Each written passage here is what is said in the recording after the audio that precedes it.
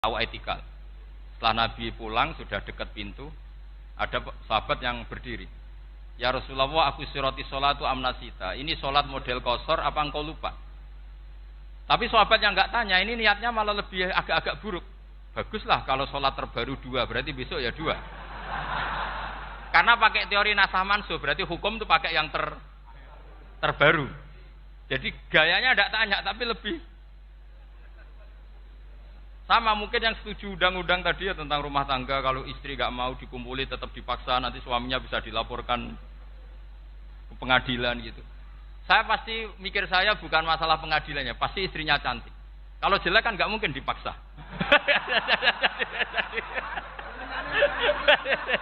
Ini ketularan. Jadi saya cara berpikir tuh, jadi tak pikir lucunya saja, bukan pikir serius. Ketularan sudah ketularan ini. Karena keburukan itu mudah nular. Akhirnya Nabi kembali lagi, enggak, kullu dzalika lam yakun, semua itu enggak terjadi. Tapi Nabi sebagai orang yang sangat, ya sebenarnya enggak boleh dibahasakan sangat demokratis, sangat bijak. Nabi kembali lagi ke mimbar terus tanya, ahakun maqalahu dzulyaten, apa betul yang dikatakan dzulyaten tadi? Kata sahabat semua, betul ya Rasulullah, tadi engkau sholat hanya 2 rakaat. Nabi kemudian takbir lagi, meneruskan 2 rakaat terus salam. Artinya kalau demonstrasi itu dengan makna mengutarakan pendapat dengan cara yang dijamin konstitusi, ya itu kan normal-normal saja, nggak ada masalah.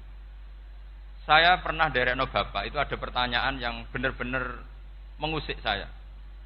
Ada orang miskin datang ke bapak, Pak Yai, jadi wong melarat itu ra enak. Sajane ya wis suwe dadi wong melarat ra enak. Itu pas Ramadan. Kenapa kata bapak?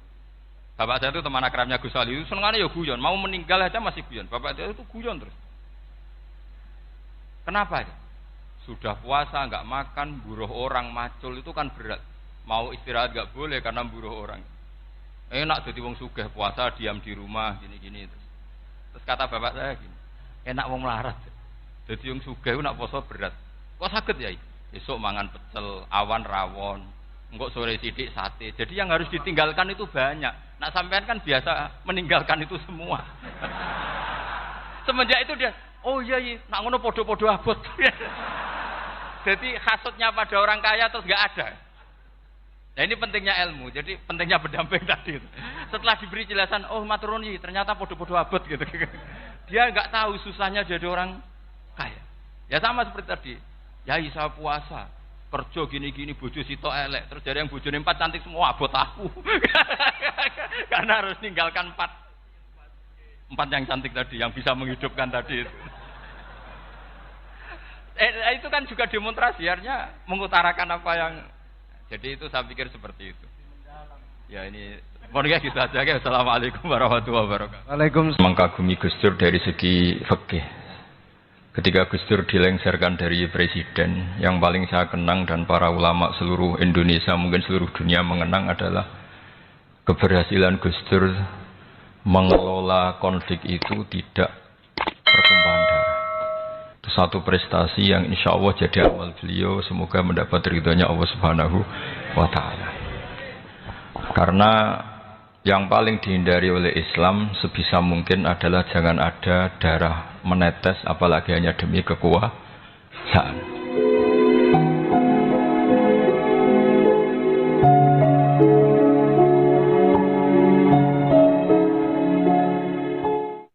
Assalamualaikum warahmatullahi wabarakatuh.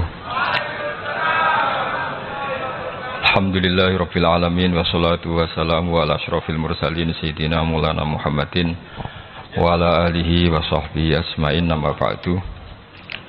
Ingkang sangat kula hormati Kiai Haji Dr. Insinyur Salahuddin, sedanten keluarga Mbah Hasyim, sedanten dzurriyyah. Niki wonten putri, wonten bulik-bulik, wonten Gus Umar, wonten Bu Lili, wonten sedanten semua alumni, semua santri-santri yang kami cintai. Saya ini syukur sekali karena waktunya tinggal sebentar, jadi uji nyalinya juga sebentar. Saya akan ngomong sesuai spesialisasi saya, yaitu fikih. Karena saya murid Kiai Haji Maimun Zubair yang bersanad lewat Mbah Karim sampai Mbah Hashim, atau bersanad lewat Mbah Mun, Mbah Zubair, kemudian Mbah Fakih Mas Kumambang juga teman Mbah Hashim ketika sama-sama ngaji di Mekah. Saya akan mengkagumi Gus Dur dari segi fikih. Ketika Gus Dur dilengsarkan dari presiden, yang paling saya kenang dan para ulama seluruh Indonesia, mungkin seluruh dunia mengenang adalah keberhasilan Gus Dur mengelola konflik itu tidak pertumpahan darah. Itu satu prestasi yang insya Allah jadi amal beliau, semoga mendapat ridhonya Allah Subhanahu wa Ta'ala. Karena yang paling dihindari oleh Islam sebisa mungkin adalah jangan ada darah menetes, apalagi hanya demi kekuasaan. Sehingga Rasulullah SAW sampai berdamai ketika terjadi tarik ulur di Sulhul Hudaybiyah. Saat itu Suhail bin Amr memberi sekian poin yang mendikte Rasulullah, semuanya merugikan Rasulullah. Tapi tidak semuanya merugikan Rasulullah, tidak ada yang menguntungkan sama sekali. Tapi Rasulullah menuruti itu semua demi tidak pertumpahan darah. Padahal Suhail bin Amr zaman itu masih kafir. Sehingga menjadi fikih bahwa perdamaian itu harus kita jaga. Sampai ada ayat wa in janahu lisalmi fajnalaha wa tawakkal 'ala Allah. Jika mereka ingin damai, kamu harus menuruti itu. Sehingga damai itu pula yang zaman era Gus Wahid, ketika beliau menginginkan negara berdasar Islam, itu banyak di buku, termasuk beliau panitia 9 persiapan kemerdekaan, Pebuki, juga tadi Gus Salahuddin cerita. Beliau akhirnya kompromi juga dengan negara yang berbentuk Pancasila. Kemudian itu disosialisasikan era Muktamar Situbondo, yaitu Kiai Haji Ahmad Siddiq, didukung oleh Gus Dur karena zaman itu beliau kalah sepuh sama Kiai Haji Ahmad Siddiq. Jadi itu fikih yang saya menjadikan pengagum Gus Dur, karena ibadah Darul Mafasid Muqaddamun ala Jalbil Masalah adalah ibadah yang luar biasa. Berikutnya saya mohon sama Kiai Haji Salahuddin Wahid berkenan saya cara berpikir begini untuk Gus Dur. Jadi saya ini dari keluarga Kiai, saya juga senasab dengan keluarga Mbah Hashim karena sama-sama turunan Mbah Sambu Lasem. Jadi beliau adalah Abdurrahman bin Wahid bin Hashim bin Asy'ari bin Wahid lagi, terus bin Abdul Halim 2 sampai Mbah Sambu. Kira-kira nasabnya sama dengan saya, dengan Mbah Hamid yang dari jalur itu. Saya mau bercerita begini. Watak seorang cucu itu biasanya mengalir dari pikiran besar mbah-mbahnya atau leluhurnya. Karena setiap mbah-mbahnya pasti berdoa dzurriatan thayyibah, yaitu anak cucu yang baik. Saya sengaja di sini membawa kitab yang ditulis oleh Muhammad Asad Shihab, seorang Libanon. Menulis bahwa Mbah Hashim Asy'ari adalah terhitung sebagai mujaddid, sebagai pembaharu Islam, setidaknya di Asia sini atau di Indonesia. Di sini ada kitab ini diterjemah beberapa kali, sebagian oleh Kiai Haji Mustafa Bisri, sebagian oleh Kiai Sodik Semarang. Saya punya edisi asli, edisi Arabnya, karena saya dari awal ingin ngaji sama santri-santri Tebu Ireng. Karena buyut-buyut saya itu termasuk gurunya Mbah Soleh Darat. Jadi buyut saya yang di Kudus, Pondok Damaran itu dulu Mbah Soleh Darat pernah ngaji di situ. Dan Mbah Hashim kecil pernah ngaji sama Mbah Soleh Darat. Dan tentu biasa itu dalam ilmu sanad, guru-guru saya indukannya di Mbah Hashim. Mbah Hashim juga pernah ngaji beberapa ulama di Pantura. Dan saya pastikan di antara perilaku atau manhaj Mbah Hashim adalah, ini saya baca, guru-guru beliau kemudian ada perilaku yang persis ditiru Gus Dur.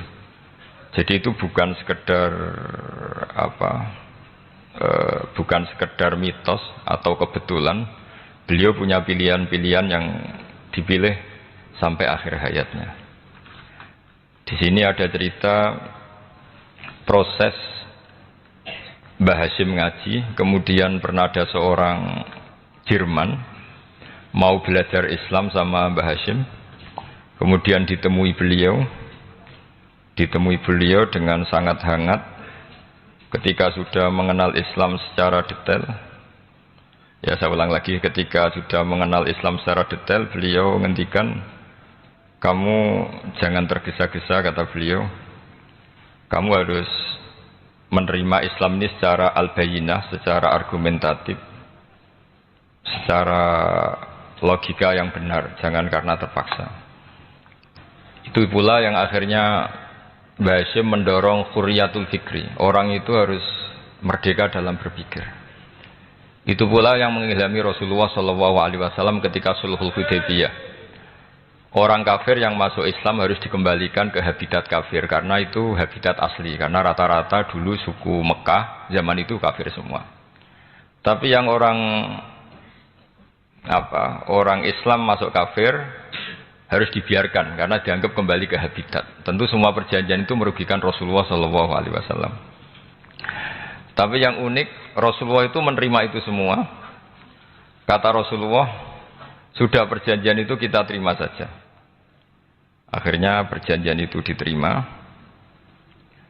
Kemudian tapi Nabi hanya minta satu hal. Orang kafir Quraisy tidak boleh melarang orang diskusi Islam. Akhirnya mereka diskusi tentang Tuhan, tentang agama, tentang macam-macam. Sehingga mereka akhirnya membandingkan, namanya punya Tuhan batu sama Tuhan yang disebut Muhammad. Tentu mereka masih jangkar pakai nama Muhammad. Mereka diskusi. Kalau kita punya Tuhan berhala, efeknya begini-begini. Kalau Tuhan kita banyak, efeknya gini-gini. Diskusi. Yatafawaduna fil hadis. Mereka diskusi secara terbuka. Terus fama ahadun ya'kilu syai'an illa dakhala fihi. Kemudian seseorang yang berpikir secara benar, yang mengenali Islam, pasti akan masuk Islam. Sehingga karena mereka diskusi bebas tanpa tekanan, akhirnya mereka memilih Islam. Dan selama mereka Islam, mereka akhirnya ikrar Islam sama ikrar ya cara sekarang ikrar, kemudian menjadi Muslim. Dan otomatis perjanjian itu dibatalkan. Makanya kata Imam Zuhri, guru Imam Malik, maka nafathun a'zuma fil Islam min sulhul Hudaybiyah. Enggak ada kemenangan Islam sehebat kemenangan dalam Hudaybiyah, yaitu orang berbebas berpikir. Kemudian kebebasan berpikir ini pasti mengarah ke mengaku yang benar, menanggalkan yang salah. Tentu orang dulu mendewa-dewakan Lata Uzza, pokoknya menuhankan makhluk, menjadi sadar bahwa itu aneh. Kenapa kita harus sembah batu yang dipahat, kenapa kita harus menyembah makhluk dan sebagainya, dan akhirnya mereka Islam. Tapi dulu kalau suasana perang itu keinginan orang hanya ingin menang kalah. Jadi yang kafir itu hanya ingin menang. Pokoknya jangan sampai kalah. Nggak pernah berpikir Islam itu apa. Di mana-mana perang itu ya pikirannya menang kalah. Ya. Tapi setelah nggak ada perang, meskipun segala perjanjiannya merugikan Islam, orang akan berpikir secara objektif. Makanya fama ahadun ya'kilu syai'an illa dakhala fihi. Tidak ada seseorang yang berpikir tentang Islam kecuali akhirnya masuk Islam. Sehingga itu disebut maka nafathun a'zuma fil Islam min sulhul Hudaybiyah. Tidak ada futuhat yang sebesar sulhul Hudaybiyah.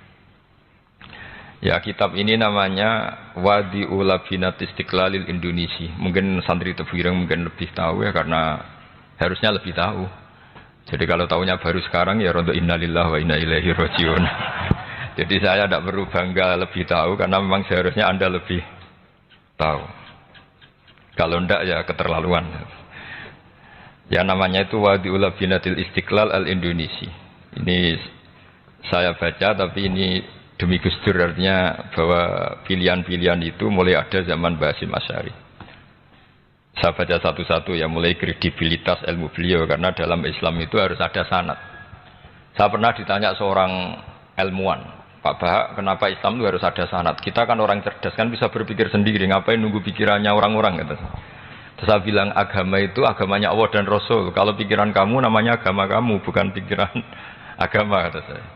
Kalau kamu punya pikiran, yang namanya pikiran kamu, tidak agama. Kalau agama itu harus bersanad. Jadi pikirannya Mbah Hashim sama dengan pikirannya Mbah Mahfud pikirannya sama dengan Said Abi Bakar Sato sama dengan Sayyid Zaini Dahlan dan seterusnya sampai logika itu sampai Rasulullah Shallallahu Alaihi Wasallam.